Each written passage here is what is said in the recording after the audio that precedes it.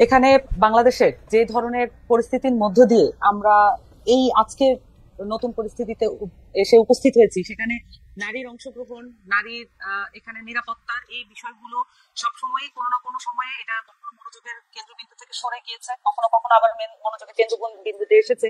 কিন্তু যখনই মনোযোগের কেন্দ্রবিন্দুতে এসেছে তখনই কোনো না কোনো ঘটনার মধ্য দিয়ে, যেটা মানে যথাযথ মর্মান্তিক কোনো না কোনো ঘটনার মধ্য দিয়ে এটা এসেছে।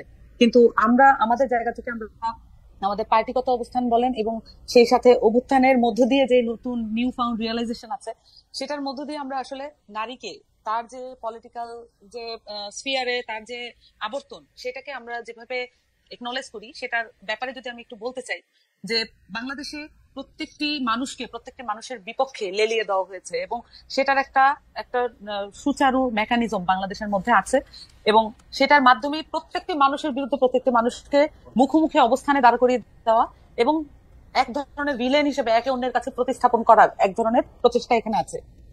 সেটার মধ্য দিয়ে আসলে নারী যে গোষ্ঠী, নারী যদি একটা গোষ্ঠী হিসেবে, জনগোষ্ঠীর একটা অংশ হিসেবে দেখি, তাহলে নারীকেও এই অনেক পুরুষের সমকক্ষ, পুরুষের অধীনে এই ধরনের আর্গুমেন্ট এবং আরো নানান কিছু দিয়ে নারীকেও পুরুষের মুখোমুখি দাঁড় করিয়ে দিয়ে দেওয়া হয়েছে এবং সেইখান থেকে তার যে নাগরিক মর্যাদা, সেই বিষয়টাকে দূরে ঠেলে দেওয়া হয়েছে।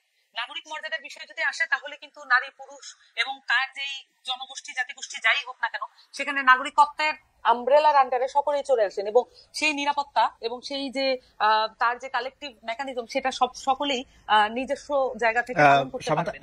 সামান্তা, আমি যদি এই পর্যায়ে আমরা আলোচনাটা একটু বিস্তার করব, আমি যদি এই পর্যায়ে শুধু আপনার কাছ থেকে এই প্রসঙ্গটা একটু যাই যে জুলাই আগস্টে আওয়ামী লীগ পতনে যারা কাঁধে কাঁধ মিলিয়ে অংশগ্রহণ করেছিলেন, তাদের মধ্যে একটা বড় অংশ তো অবশ্যই নারী ছিলেন, কিন্তু তার মধ্যে একটা বড় অংশ মনে করছে যে নারীদের ঘরে ফিরে যেতে হবে। শুরু হয়েছে মোরাল পুলিশিং, নানা রকম ভাবে বলা হইতেছে যে এইটা করা যাবে, এইটা করা যাবে না। জাতীয় নাগরিক কমিটির কি এই ব্যাপারে একটা সুস্পষ্ট অবস্থান আছে যে আসলে বাংলাদেশে মেয়েরা কিভাবে চলবে, কিভাবে ফিরবে, কি করবে, সে ব্যাপারে কি আপনাদের কোনো মানে আলাদা দৃষ্টিভঙ্গি আছে যে এইভাবে চলতে হবে? সেটা কিরকম? অবশ্যই এখানে আমরা বারবার একনলেজ করছি যে এই অভ্যুত্থানের মধ্য দিয়ে আমরা চারটি ধাপে আমরা যদি দেখি যে অভ্যুত্থানের মধ্যে নারীদের অংশগ্রহণ কি মাত্রায় ছিল। প্রথমত 14 জুলাই বাংলাদেশে আওয়ামী লীগ তার ফ্যাসিস্ট কাঠামো প্রতিষ্ঠা করার জন্য যেই ন্যারেটিভ স্ট্যাবলিশ করেছিল, সেই ন্যারেটিভকে ভেঙে হলের মেয়েরা বেরিয়ে এসেছিল। এটা ছিল তার প্রথম রাজনৈতিক স্ফুরণ। এইটার মাধ্যমে, এই ন্যারেটিভকে ভাঙার মাধ্যমেই আসলে এই অভ্যুত্থান সংগঠিত হওয়ার মুখে এসে আমরা দাঁড়িয়েছিলাম। পরবর্তীতে আমরা যখন অভ্যুত্থান সংগঠিত হতে দেখি, তখন আমরা নারীদেরকে দেখি একদম সম্মুখ যোদ্ধা হিসেবে, নট পিছনে কোনো ব্যাকগ্রাউন্ডে কোনো কিছুই না, একদম ফ্রন্টলাইন ওয়ারিয়ার হিসেবে। এবং তার পরবর্তীতে একই সাথে ওই অভ্যুত্থানের সময় আমরা কেয়ারার, প্রোভাইডার এবং শেল্টার গিভার হিসেবে আমরা তাদেরকে দেখেছি। এবং এখানে আমরা এখন পর্যন্ত 3টা ভাগ দেখলাম, কিন্তু অভ্যুত্থানের পরে অভূতপূর্ব ভাবে আমরা দেখেছি যে যেই নারীরা সম্মুখ ভাগে যোদ্ধা হিসেবে ছিলেন, কেয়ারার, প্রোভাইডার ছিলেন, তারা নিজস্ব ট্রমাটাইজিং যে জায়গাটা তার ছিল, আমরা সকলেই এক ধরনের ট্রমাটাইজিং জায়গায় ছিলাম। কিন্তু আমাদের বাংলাদেশের নারী শিক্ষার্থীরা এবং অনেক ক্ষেত্রে বয়স্ক এবং গৃহিণী নারীরা ঘর থেকে বেরিয়ে এসে তারা এই যে আহত এবং শহীদদের লিস্টটা করেছেন, আমি একটু শেষ করি খালেদ ভাই, তারা লিস্ট গুলো করেছেন এবং তাদের ট্রমাটাইজিং যে এক্সপিরিয়েন্স, সেটাকে উতরে গিয়ে তারা এই লিস্ট গুলো করেছেন। তাদের সাহায্যেই বেসিক্যালি এখন যে রাষ্ট্রীয় পদক্ষেপে যে লিস্টটা করা হচ্ছে, তাদের যে বেসিক স্ট্রাকচার ছিল সেটার উপরে দাঁড়িয়ে কিন্তু এটা করা হয়েছে।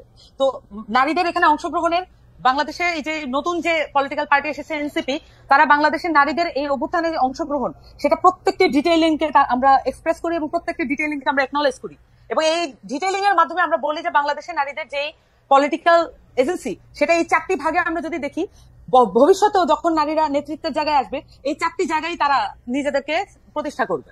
আমি আর একটু পরিষ্কার হওয়ার জন্য বলি যে আপনাদের দল কি মনে করে নারীদের কোনো একটা নির্দিষ্ট পোশাক তার জন্য বাধ্যতামূলক হওয়া উচিত বা পোশাকহীনতা বাধ্যতামূলক হওয়া উচিত?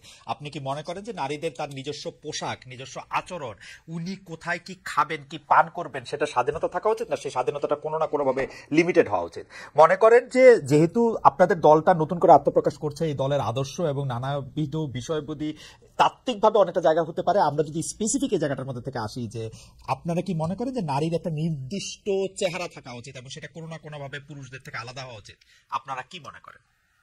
দেখুন, এখানে আমি যেটা বলছিলাম প্রথমে, বিভাজিত করার যে প্রক্রিয়া আছে রাজনৈতিক ভাবে, এখানে এই ধরনের প্রশ্ন, মানে এই যে পোশাক এবং চলাফেরা, বেসিক্যালি নারীদেরকে কেন্দ্র করে এই ধরনের প্রশ্ন উত্থাপন করে বা এই ধরনের বাতাবরণ, একটা তথ্যের বাতাবরণ তৈরি করে এমন ভাবে পোর্ট্রে করা হয়, মনে হয় যেন এখানে নারীদের বিপক্ষে সকল মানুষ দাঁড়িয়ে আছে, কিন্তু এটা একটা ছোট্ট গোষ্ঠী। বরঞ্চ এই আসিয়ার যে ঘটনাটা আমরা দেখলাম, এটার মধ্য দিয়ে আমরা দেখেছি বাংলাদেশের বেশিরভাগ মানুষ, বাংলাদেশের নারীদের নিরাপত্তার জন্য শঙ্কিত, বাংলাদেশের নিরাপত্তার জন্য, বাংলাদেশের নারীদের নিরাপত্তার জন্য সামাজিক বলয় কিভাবে তৈরি করতে হবে সেটার জন্য তারা কাজ করতে উদ্গ্রীব।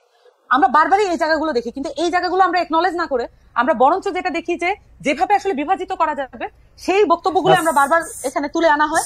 এবং তাতে সামান্তা, আমি আসলে বিভাজনের জায়গাটা যাইতেই চাচ্ছিলাম না, সেই জন্য আমি আপনাকে প্রশ্নটা যেটা করতে চাচ্ছি সেটা হচ্ছে যে জাতীয় নাগরিক পার্টি এইটা মনে করে কিনা আমি কোনো বিভাজনের মধ্যে, আমি অনেক ধরনের প্রেসক্রিপশন দেখতে পাচ্ছি, কিন্তু প্রেসক্রিপশন এমন আসতেছে যে ধর্ষণ হইতো না যদি না সে একটা মাহরাম রেনে চলাফেরা করতো, ধর্ষণ হইতো না যদি না তার একটা পোশাক ঠিক থাকতো, ও এখানে এই দুষ্টামি করতেছে, সিগারেট খাইতেছে, তারা মারা ঠিক আছে। আমি বলতেছি হচ্ছে এই জায়গা থেকে জাতীয় নাগরিক পার্টির কি অবস্থাটা কি সেটা আমি বুঝতে চাচ্ছি। খালিদ ভাই, একটা রাজনৈতিক পার্টি কখনোই এই ধরনের একটি বিষয়ে মন্তব্য করে না, তাদের মন্তব্য হয় ওভারঅল জনগোষ্ঠী কেন্দ্রিক। আমরা যখন নারীদের পোশাক আশাক কি হবে, পুরুষদের পোশাক আশাক কি হবে, শিশুদের পোশাক আশাক কি হবে, এই সবকিছুর জন্য যদি প্রয়োজন বোধ করি আমরা জাতিগতভাবে, তাহলে আমাদের জন্য বোর্ড গঠন করিয়ে দেওয়া হোক, রাষ্ট্রীয়ভাবে সেটা পৃষ্ঠপোষকতা দেওয়া হোক। আমরা তো এটা এইভাবে আর্গুমেন্ট করার বিষয় না, পার্টিগতভাবে আমরা মনে করি দায়িত্বশীল ভাবে যে কোনো বিষয়ের আর্গুমেন্ট যদি হয় দায়িত্বশীল ভাবে করা উচিত। এবং সেখানে আমরা আমার ব্যক্তিগত মতামত আমি কারোর উপর চাপিয়ে দিতে পারি না। যারা এই বক্তব্যগুলো টুকরোটাকা ভাবে দিচ্ছেন তারা বেশিরভাগই তাদের পার্সোনাল ফেসবুক অ্যাকাউন্ট ব্যবহার করে সেগুলো দিচ্ছেন। আমরা আমাদের জায়গা থেকে মনে করি যদি কোনো কিছুর বিষয়ে জাতীয় ঐক্যমত প্রয়োজন হয়, এটা শুধু পলিটিক্যাল ইস্যু হতে হবে নট নেসেসারিলি। যদি পোশাকের বিষয়ে আসেন, ধরেন যে পুরুষের পোশাক কি হবে, নারীদের পোশাক কি হবে, শিশুদের পোশাক কি হবে, এই বিষয়ে আমাদের একটি ন্যাশনাল কনসেনসাস আমরা ডেভেলপ করতে চাই, তাহলে এটা রাষ্ট্রীয় পর্যায় থেকে উদ্যোগ নেওয়া হোক। সেখানে অ্যানথ্রোপোলজিস্ট থেকে শুরু করে বায়োলজিস্ট এবং হচ্ছে যারা পোশাক ডিজাইনার আছে এবং যারা হচ্ছে আরো যারা গবেষক আছে সকলকে ইনক্লুড করা হোক। আসেন আমরা আলাপ করি মানুষ পোশাক আশাক সামান্তা, ব্যর্থতা মনে আমারই, আসলে আমি প্রশ্নটা বুঝতে পারতেছি না। আমি জানতে চাইতেছি জাতীয় নাগরিক পার্টির চোখে নারী আর পুরুষ দুইটা আলাদা অস্তিত্ব কিনা। ওকে, এটা তো খুব গুরুত্বপূর্ণ কোশ্চেন। আমরা নাগরিক পার্টির পক্ষ থেকে আমরা বারবারই বলেছি যে আমরা মনে করি যে বাংলাদেশের নাগরিক মর্যাদা যদি নিয়ে আমরা কাজ করি এবং নাগরিক মর্যাদা নিশ্চিত করার ক্ষেত্রে নারী পুরুষ এবং তার পরিচয় যাই হোক, জনগোষ্ঠীর কিছু পরিচয় আছে, জাতিগোষ্ঠীর কিছু পরিচয় আছে, সেটা ছাপিয়ে গিয়ে আমাদের নাগরিক মর্যাদাকে গুরুত্ব সহকারে দেখতে হবে। যদিও এখন এমন বাস্তবতা আছে, আমরা মনে করি যে এখানে নারী সেল, নারী উইং এটা করে যে ধরনের বিভাজন এখনো, এটার মধ্যে দিয়েও কিন্তু কিছুটা বিভাজন হয়, কিন্তু এখনো সেই বাস্তবতা আছে বাংলাদেশে, এখনো সেই বাস্তবতা আছে, নারীদের সেই ফিল্ডের বাস্তবতা আছে। এখন আমাদেরকে এই জায়গাগুলো অ্যাড্রেস করার জন্য কিছু স্পেশালাইজ উইং প্রয়োজন হয়, কিছু স্পেশালাইজ জায়গা প্রয়োজন হয়। আমরা যেটা বিশ্বাস করি যে আমাদের নাগরিক কমিটির পক্ষ থেকে যে আমরা এমন একটা বাংলাদেশ চাই যেখানে আমাদেরকে 25% উইমেন বা 33% উইমেন রাখতে হবে, এটা আমাদেরকে জোরপূর্বক আর বলতে না হোক। যে কোনো লিস্ট করার সময়, যে কোনো নিয়োগের নারী ও পুরুষ, জাতীয় নাগরিক পার্টির চোখে নারী ও পুরুষ সমান কিনা? নারী ও পুরুষ শুধু সমান না, এখানে নাগরিক মর্যাদার আন্ডারে আমি বারবার বলছি, এখানে ওয়ার্ল্ড যদি আপনি পলিটিক্যাল সায়েন্সের জায়গা থেকে দেখেন, তাহলে যদি আপনি মডার্ন স্টেট হিসেবে বাংলাদেশকে রিপ্রেজেন্ট করতে চান, তাহলে যদি মডার্ন স্টেটের আমি নাগরিক পার্টির আমি বাংলাদেশ হিসেবে কি করতে চাই না চাই সেটা আমি চাই না, জাতীয় নাগরিক পার্টি কি চায় সেটা বলেন। আমি একদমই বলছি নারী পুরুষ সমান। যদি আপনি মডার্ন স্টেট হিসেবে যদি দেখতে চান এবং সেই সাথে মডার্ন স্টেটের আইডিয়া অনুযায়ী সিটিজেনকে যেভাবে দেখতে চান, সেভাবেই নাগরিক পার্টি আসলে নারী পুরুষ বলেন এবং যত রকমের নাগরিক আছে সকল একই আমব্রেলা নিচে বিচার করবে এবং কারো নাগরিক মর্যাদা কোনোভাবে যদি ভুলন্টিত হয় সেটার বিপক্ষে নাগরিক পার্টি দাঁড়াবে। এবং সেই ক্ষেত্রে নারী আর পুরুষের মধ্যে কোনো বিভেদ আপনারা দেখছেন না জাতীয় নাগরিক পার্টি? আমি বলেছি এখানে বাস্তবতা আছে, আমি বারবার বলেছি এখানে বাস্তবতা আছে। এখনো আমার কি মনে হয় যে 2025 সালে, সামান্তা 2025 সালে আসে কি প্রশ্নটা এত কঠিন যে এটা আসলে বাইনারিতে জবাব দেওয়া যায় না যে নারী আর পুরুষ সমান কি সমান না? ভাই আমি এটা বাইনারি পলিটিক্স এর মধ্যে আজকে 53 বছর ধরে আমরা আছি, বাইনারি পলিটিক্স এর মধ্যে আমরা 53 বছর ধরে আছি। আমি আপনাকে প্রশ্ন করেছি নারী আর পুরুষ আপনি সমান দেখেন কিনা আপনার পার্টির চোখে? এই বাইনারিতে আপনি আসতে পারবেন না, এই বাইনারিতে আপনি আসতে পারবেন না। এবং এইসব জায়গা থেকে কখনোই বাইনারি ভাবে যে কোনো উত্তর দেওয়া দায়িত্ব জ্ঞানহীনতা। আচ্ছা ঠিক আছে, তাহলে আপনি বাইনারিতে না দিয়ে আপনি টারশিয়ারি ভাবে দেন যে নারী আর পুরুষ আসলে সমান না, নারী আর পুরুষ সমান। আমরা এই জায়গার মধ্যে ভাবে দিয়েছি, আমি বলেছি যে কনসেপচুয়ালি নারীকে আমরা কিভাবে দেখি এবং আমরা তার মর্যাদা নিশ্চিত করার জন্য কি ধরনের পদক্ষেপ নিই। আমি আপনার উত্তরটা বুঝতে পারি নাই, আমি আবার আসবো আপনার কাছে, আপনি সমান বলছেন কিনা সেটার ব্যাপারে আমি আপনার কাছে জানবো, আমি আবার আসবো আপনার কাছে। সামাদ আপনাকে ধন্যবাদ। আমি ডক্টর রেজানা করিম স্নিগ্ধা আপনার কাছে জানতে চাইবো যে জুলাই আগস্ট আন্দোলনে নারীদের বড় বড় ভূমিকার কথা বলি, কিন্তু তারপর দৃশ্যপট অন্যরকম। আমরা কিন্তু একদম স্পেসিফিকলি ডক্টর স্নিগ্ধা আপনি এটা নিয়ে কাজ করেছেন, আমরা এটা নিয়ে অনেক কথা বলেছি।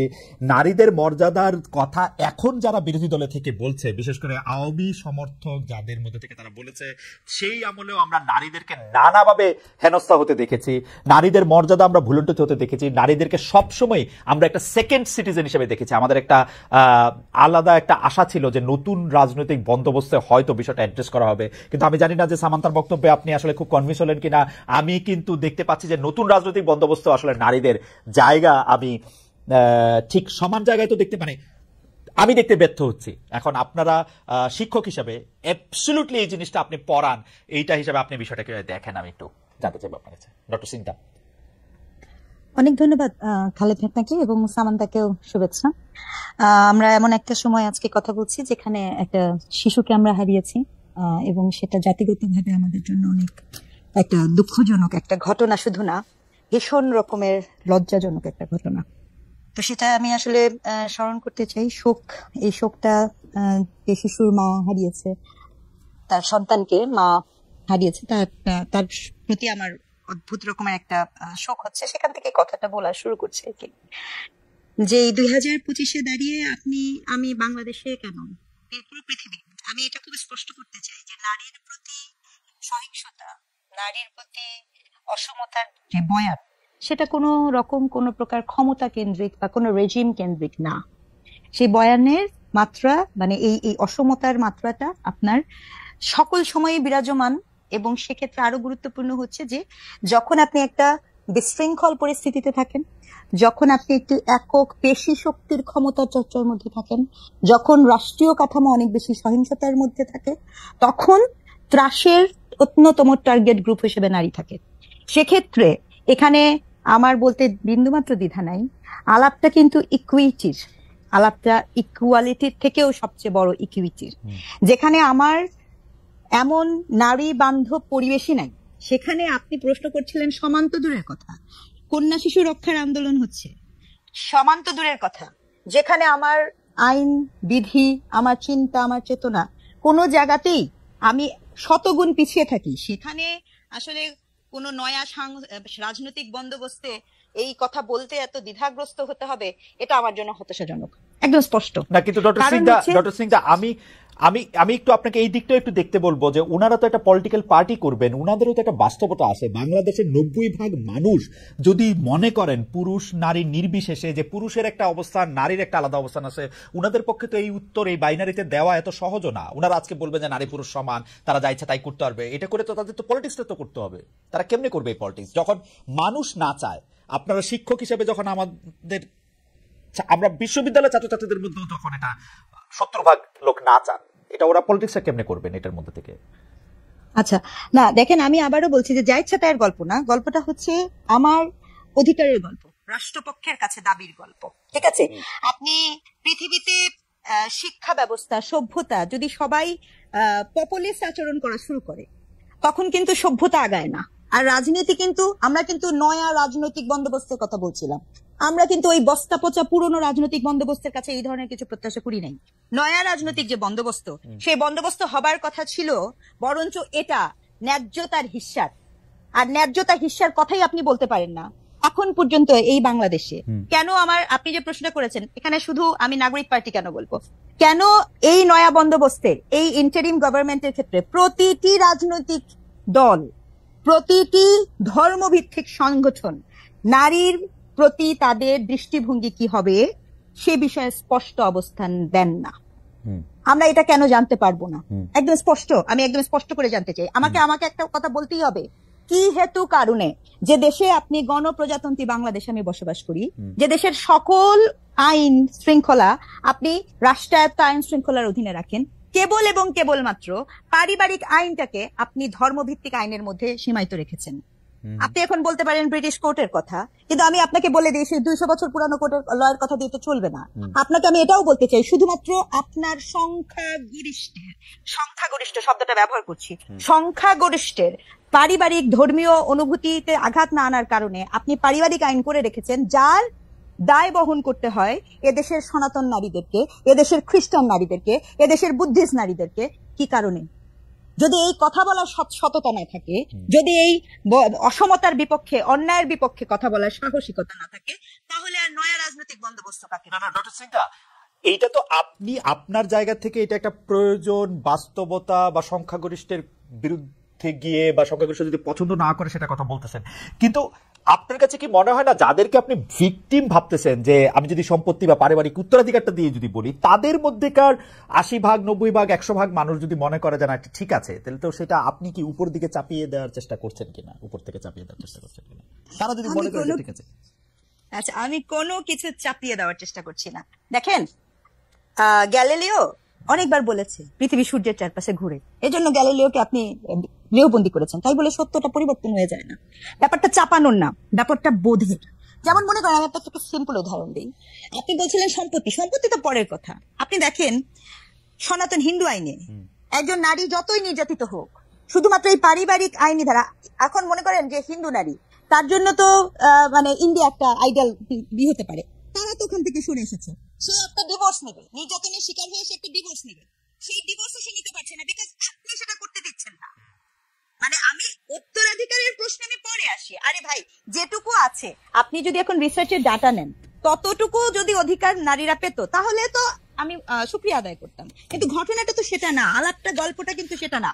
গল্পটা হচ্ছে একটা পক্ষের সাথে কন্টিনিউয়াস সিস্টেমেটিক আকারে, আবারও বলছি, কাঠামোগত আকারে রাষ্ট্রীয়ভাবে যখন বৈষম্য করা হয়, গল্পটা কিন্তু সেখানে। আপনি কি জানেন যে এই যে শুধু সনাতন না, আমি আপনাকে এটাও বলি, খ্রিস্টান নারী পর্যন্ত আপনারই করতে পারছে না। তাহলে এখানে তো আমার দেশে তো এই মানুষগুলোও আছে। আপনি মনে করেন অনেক নির্যাতনের শিকার হবেন, তাও আপনি এটা করতে পারবেন না। আরো আমি আপনাকে বলি, আপনি এই কাঠামোর মধ্যে, এই যে আজকে আমি দেখছিলাম যে ঘটনাটা আজকে ঘটেছে, এই বিষয় নিয়ে হয়তো বা পরে আরো বিস্তারিত কথা বলার সুযোগ হবে।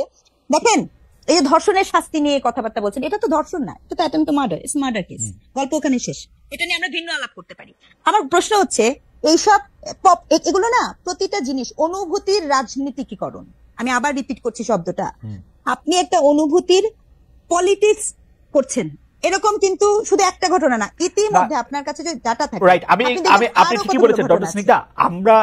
আমরা কিন্তু দেখি যে যেসব দেশে আইন কানুন আছে বলে আমরা জানি, সেসব দেশের মধ্যেও কিন্তু আসলে এই ধরনের ঘটনা অনেক ঘটে, কিন্তু নাগরিকরা এক ধরনের শান্তিতে থাকে যে এই ধরনের ঘটনা ঘটিয়ে কেউ পার পাবে না, এরকম ঘটনা যাতে রোধ করা যায়, সেজন্য বাচ্চাদের প্রতি সহিংসতা যাতে দূর করা যায়, সেজন্য আসলে অনেক স্টিং অপারেশন হয়, তাদের অনেক শাস্তি হয়, তাদের আসলে যে একবার ধরা পড়ে সে সামাজিক এবং আইনগতভাবে খুবই অপাঙ্ক্তেয় লোকে পরিণত হয়, তার জন্য সারা জীবনের এটা।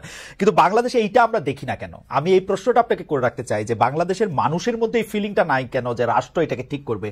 একটা পক্ষকে কেন বলতে হয় যে কোরআনের ল দিয়ে যদি ধর্ষণের আইনের বিচার করা যাইতো বা নারীর প্রতি সহিংসতা তাহলে এটা থাকতো না? আরেক পক্ষকে কেন বলতে হয় যে একটা সামারি ট্রায়াল করতে হবে, যেখানে বাংলাদেশের মতো একটা দেশে? আপনি এটা আমাদের যদি একটু বলেন, আমরা একই প্রশ্নে আসলে মানে কাছাকাছি প্রশ্নে আমরা সামান্তার কাছে যাব, যে আসলে এই যে এরকম একটা ঘটনার পরে এই যে প্রতিবাদ, এই যে আন্দোলন, এইটার মধ্যে আসলে নাগরিক পার্টি এটাকে কিভাবে দেখে, সামান্তা এটাকে কিভাবে দেখে, এবং আমরা আপনার কাছেও জানতে চাইবো যে প্রফেসর স্নিগ্ধা, যে এটা আসলে কি করা উচিত, আইডিয়ালটা আসলে কি করা উচিত। আমি সামান্তার কাছে প্রশ্নটা এইভাবে করতে চাই যে ধর্ষণ বিরোধী পদযাত্রায় 12 জনের বিরুদ্ধে যারা মামলা করেছে তারা বাম সংগঠনের সাবেক নেতাকর্মী, এবং এইটাকে আসলে এরা বাম নাকি আবার এটাকে বলা হচ্ছে যে আলট্রা রাইট, কারা আসলে এটার মধ্যে অংশগ্রহণ করতেছে, তারা আসলে কি দেখতে চায়, মোরাল পুলিশিংটাকে আসলে জাতীয় নাগরিক পার্টি আসলে কিভাবে দেখতেছে? মোরাল পুলিশিং এর মধ্যে কিন্তু শুধু নারী নাই সামান্ত, আপনি জানেন আমি গতকাল দেখতেছিলাম যে বাংলাদেশে একটা জেলায় প্রকাশ্যে ভিডিও করে একটা লোক খাচ্ছেন, তাকে বের করে এসে কান ধরে উঠা বসা করা হচ্ছে। এইসব ক্ষেত্রে আসলে আপনাদের অবস্থানটা কি? মানে আমি তো জীবনে এরকম শুনি নাই, নাকি শোনা গেছেও এইটাই করা উচিত? আমি জানি না আসলে, প্লিজ এনলাইটেন মি, আমাকে একটু বলেন সামান্তা, যে মোরাল পুলিশিং, এবং সেটা শুধু নারীদের এগেনস্টে না, খাদ্যরত অবস্থায় রেস্টুরেন্ট থেকে একজনকে ধরে নিয়ে এসে কেন তুমি রোজা করলা না, কান ধরে উঠবস করো, এইসব ক্ষেত্রে আপনাদের অবস্থানটা যদি একটু বলতেন। জি, ধন্যবাদ। এখানে আমরা যে ভিডিওটার কথা আপনি বললেন, প্রথমত আমরা যদি দেখি বাংলাদেশে আওয়ামী লীগ যখন তার ফ্যাসিস্ট কাঠামোর প্রতিষ্ঠা করার জন্য যে কি কি টুলস ব্যবহার করেছে, যদি আমরা দেখি যে তারা সামাজিক ভাবে আমাদের যে বোঝাপড়ার জায়গাটা সেটাকে নষ্ট করেছিল, সেটা যদি নষ্ট না হতো তাহলে হচ্ছে এই জায়গাটা তৈরি হতো না। আর আমরা এডিশনালি যদি দেখি যে এই যে ভিডিওটা ভাইরাল হয়েছে, তার পরিচয়টা আপাতত পক্ষে জানা গেছে যে উনি ছিলেন বণিক সমিতির একজন নেতা। এখন বণিক সমিতি বা এই ধরনের সমিতিগুলোতে এখন কারা এসছেন সেটা যদি একটু তলিয়ে দেখা যায় তাহলে বেরিয়ে পড়বে আমরা তো পার্টি করেছি 1 সপ্তাহ হয়নি, বা আমাদের পার্টি হয়েছে মাত্র 13 দিন হলো, 2 সপ্তাহের কিছু বেশি। তো এই সমিতিগুলোতে কারা আছেন এগুলো একটু চেক করলেই দেখা যাবে যে কারা আসলে এই ধরনের মরাল পুলিশিং এর সাথে আগেও যুক্ত ছিল। এই ধরনের ভিডিও কিন্তু আজকে নতুন না, আওয়ামী লীগের সময় অসংখ্যবার এই ধরনের ভিডিও আমরা দেখতে পেয়েছি, এবং এই ধরনের ভিডিওর মধ্যে দিয়ে এক ধরনের সামাজিক অস্থিরতা তৈরির জন্য এই ধরনের ভিডিও করা হয়ে থাকে। আমার কাছে বিভিন্ন সময়ে আমি যতটুকু ভিডিওটা দেখে যেটা আমি বুঝছি সেটা হচ্ছে যে ভদ্রলোক এটা করছেন তিনি দৃষ্টান্ত উপস্থাপন করার জন্য এই ভিডিওটা করছেন। আসলে এটা আমার কাছে মনে হচ্ছে করার জন্য এই ভিডিওটা করো, উনি এই ধরনের কাজ করতে পারেন। আমার প্রশ্ন ছিল যে জাতীয় নাগরিক পার্টির এই মোরাল পুলিশিং রেস্টুরেন্টে খাদ্য গ্রহণ করা অবস্থায় রমজানে, উনার কথা আপনি বাদ দেন, আমি আপনার সাথে একমত যে ধরনের বিভেদ আগে সৃষ্টি করেন। জাতীয় নাগরিক পার্টির অবস্থান কি? মানে আমি যদি রোজা না রাখি আমি কি রেস্টুরেন্টে বসে খাইতে পারবো নাকি আমাকে কান্দে উঠবোস করতে হবে? মোরাল পুলিশিং কোনোভাবেই সমর্থনযোগ্য নয়। আপনার সামাজিক এক ধরনের বোঝাপড়া তৈরি করতে হবে। সামাজিক যদি বোঝাপড়া তৈরি না হয়, যতই আইন করেন না কেন এই ধরনের জিনিস ঘটতেই থাকবে। আমাদের সামাজিক বোঝাপড়া কিন্তু নষ্ট করার জন্য, এটা রাষ্ট্রের করায়ত্ত করার জন্য এক ধরনের প্রক্রিয়া আছে। এখন আমি আপনাকে বলি, আপনি বলেছেন যে মোরাল পুলিশিং এবং যে পুলিশের যেই অ্যাকশন গত কয়েকদিন, আপনি এটাও প্রশ্ন করেছেন। দেখুন এখানে আমাদের মুভমেন্টের সাথে, মানে এই যে আপরাইজিং এর সাথে যুক্ত অনেকেই কিন্তু গতকাল গ্রেফতার হয়েছেন, এবং এটার মধ্যে দিয়ে পুলিশকে আমরা কিভাবে দেখবো সেটা কিছু, কালকে কিন্তু 2টা ভিডিও এসেছে। এক হচ্ছে যে গত পরশু 2 দিন ধরে, যে এক হচ্ছে যে 12 জনকে গ্রেফতার করার পূর্ব মুহূর্তে, গ্রেফতার করার আগের যে প্রেক্ষাপট সেটা নিয়ে অনেকগুলো ভিডিও এসেছে, এবং সেই সাথে একটি ছেলেকে ঘাড়ে ধাক্কা দিয়ে পুলিশ প্রিজন ভ্যানের তোলা, এবং তার একদম ভিডিওর মধ্যে স্পষ্ট ভাবে তাকে তার অন্যায়ের অধিক শাস্তি দেওয়ার অ্যাপারেন্টলি, যদিও এটা আদালতে প্রমাণযোগ্য হবে, কিন্তু অ্যাপারেন্টলি অধিক বল প্রয়োগের মাধ্যমে পুলিশ কর্তৃক গ্রেফতার, এটাও তো আমরা আগের রেজিমে দেখেছি। তাহলে আমরা তো এখানে চেঞ্জটা ওই অর্থে পার্টিকুলার ইস্যু ধরে যদি বলি, এই অর্থে কিন্তু আমরা এই সেকেন্ড ভিডিওর ক্ষেত্রে আমরা দেখতে পাইনি। আবার প্রথম ভিডিওর ক্ষেত্রে আমরা যদি দেখি যে প্রথম যে ঘটনাটা ঘটেছে, যে শাহবাগের থেকে তারা চিফ অ্যাডভাইজারের বাসভবনের দিকে বা ওই কোথাও ওই দিকে যাওয়ার চেষ্টা করছিলেন, কিন্তু এখানে আমরা যদি দেখি ধর্ষণ বা এই ধরনের নারীর নিরাপত্তা, এটা একটা খুবই জনগুরুত্বপূর্ণ মানে ইস্যু। সেটা নিয়ে নানান পক্ষের সাথে আমাদের যে আলোচনা তৈরি করার যে স্কোপটা আছে, এই মুহূর্তে রাজনৈতিক যেই স্কোপটা আছে, সেইটাকে আগে কখনোই ছিল। আমরা এখন চাইলে সকল রাজনৈতিক দল, সকল যারা রাজনৈতিক পক্ষ এবং যারা এনজিও যারা কাজ করে, তাদেরকে নিয়ে কিন্তু এখন একটা জাতীয় ঐক্যমত্যের জন্য, আমি কমিশনের কথা বলছি না, আমি বলছি জাতীয় ঐক্যমত্যের জন্য এখন একটা সুবর্ণ সুযোগ আমাদের সামনে এসেছে। আমরা এই সামান্তা, আমি 2টা বিষয় আপনাকে একটু আলাদা আলাদা প্রশ্ন করি। প্রশ্ন নাম্বার 1 হচ্ছে এই মোরাল পুলিশিং নিয়ে আসলে জাতীয় নাগরিক পার্টির কি অবস্থান? মানে আপনারা কি রমজানে মানে হোটেল রেস্টুরেন্ট সব বন্ধ রাখার পক্ষে? কেউ যদি খায় তাহলে সেইটার থেকে বের করে নিয়ে এসে কান ধরে উঠবোস করার পক্ষে? খালেদ ভাই, এটা তো আসলে মানে অ্যাবসার্ড যে আমাদেরকে এই প্রশ্নগুলো মানে আমি বলি কেন অ্যাবসার্ড, যে আসলে তাহলে পারসেপশনটা কি, মানে পারসেপশনটা কি এরকম যে আমরা এই ধরনের বিষয়কে এন্ডোর্স করতে পারি, এই সম্ভাবনা আছে, এই কারণে প্রশ্নটা ক্লিয়ার করে নেওয়া। না, কারণ হচ্ছে যে আমরা একটা পরিষ্কার অবস্থান চাই। আপনার কোনো পারসেপশন থাকে না, পরিষ্কার অবস্থান হচ্ছে আপনি শুধু বলেন যে আপনারা এর বিপক্ষে, তাহলে আমি পরবর্তী প্রশ্নটা করতে পারি।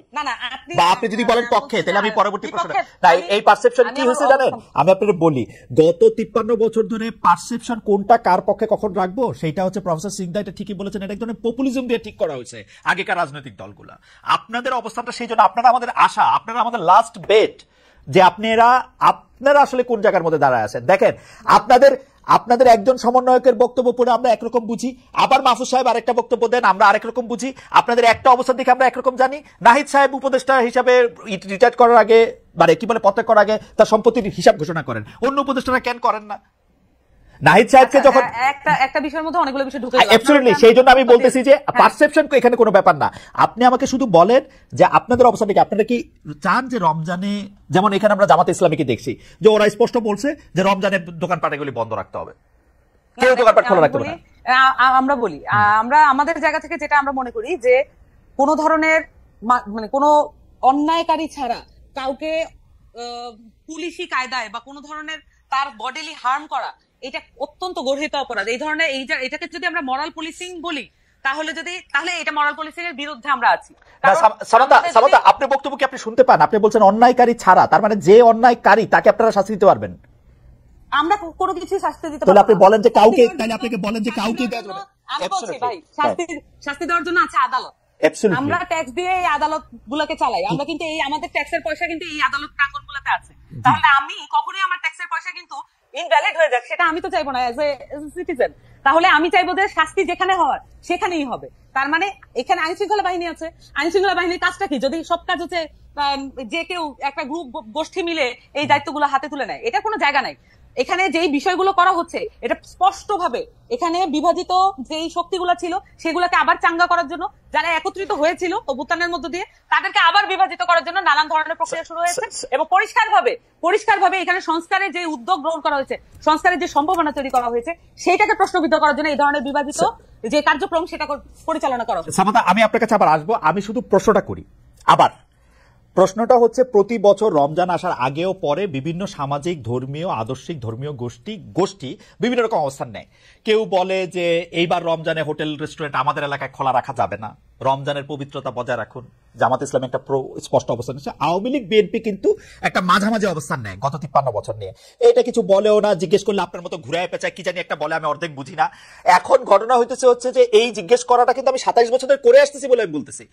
আমার দুর্ভাগ্যজনক ভাবে আমি আপনাকে ওই প্রশ্ন করতেছি, হয় আপনাকে আমি বুঝাতে পারছি না যে এনসিপির আমি কোন স্পষ্ট অবস্থা দেখতে পাচ্ছি না। এনসিপি কি বলতেছে যে রমজানে আসলে দোকানপাট বন্ধ রাখতে হবে? আপনাকেও যখন আমি আপনাকে কেন হচ্ছে, আমি আপনাকে পলিটিক্যাল পার্টির কাছ থেকে আপনারা যেভাবে, মানে আপনারা বলতে আমি বলছি যে বেশিরভাগ লোকজন, আমি সাংবাদিকদের কথা বলছি না, সবাই আসলে যেভাবে প্রত্যেকটা ইস্যুতে হ্যাঁ বা না উত্তর আশা করেন, এইভাবে একটা পলিটিক্যাল পার্টি। আচ্ছা ঠিক আছে, আপনার অবস্থা পরিষ্কার। পার্টির বক্তব্যসমূহ একটু ভেগই থাকে, আমরা একটু ভেগই থাকে।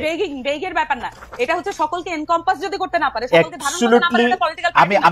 আমি আপনাকে সামান্তা, আমি আপনাকে সিউরিটি দিয়ে বলতেছি, আপনি যে এখন যেরকম করে কথা বলতেছেন, অ্যাবসলিউটলি এরকম করে বিএনপি এবং আওয়ামী লীগ কথা বলছে গত 53 বছর আমাদের সঙ্গে। আপনি আমাকে একটা এই যে এখন যে বললেন, আমি ভিডিও না দেখা, আমি আপনাকে বলতেছি তো, আপনি আমি বলছি যে এখানে প্রত্যেকটা ইস্যুতে প্রত্যেকটা ব্যাপারে যখন হ্যাঁ না অবস্থানে যেতে হয়, আমি বলছি হ্যাঁ না অবস্থানটা দায়িত্ব জ্ঞানহীন আচরণ। এইটা যে কেউ বলেছে, এটা আপনি আমাকে দেখাই। আমি বলছি হ্যাঁ না অবস্থান কিছু ব্যাপারে আমরা এমনিতে একটা লাস্ট একটা লাইন বলি, লাস্ট একটা লাইন।